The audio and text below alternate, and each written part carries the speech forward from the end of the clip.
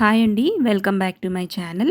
Healthy recipes చేయడం ఎంత ఈజీయో పిల్లలకు తినిపించడం అంత పెద్ద టాస్క్ అయిపోతుంది. సో నేను ఈరోజు మునగాకు పచ్చడి చేశాను. మీలో ఈ పచ్చడి రెసిపీని చూడాలనుకున్న వాళ్ళకి లింక్ డిస్క్రిప్షన్లో ప్రొవైడ్ చేస్తాను. దానికోసం ఉడికించుకున్న రైస్లో కొంచెం కారం, ఉప్పు, కొంచెం పసుపు, కొంచెం ఆయిల్ యాడ్ చేశాను. ఆయిల్ యాడ్ చేయడం వల్ల రైస్ విడివిడిగా వస్తుంది. అండ్ దాంట్లో తగినంత మునగాకు పచ్చడి వేసి బాగా కలిపేశాను. ఇప్పుడు వేరొక ప్యాన్ తీసుకొని కొంచెం ఆయిల్ యాడ్ చేశాను. కొంచెం ఎక్కువ క్వాంటిటీలో పల్లీలు యాడ్ చేశాను.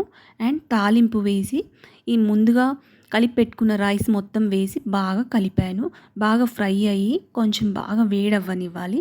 ఆ తర్వాత ఫైనల్గా కొత్తిమీర వేసి గార్నిష్ చేశాను.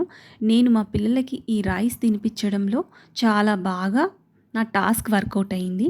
సో మీరు కూడా ట్రై చేయండి. మీ పిల్లలకు తినిపించి మీకు ఎలా వర్కౌట్ అయిందో నాకు కామెంట్ బాక్స్లో మెన్షన్ చేయండి.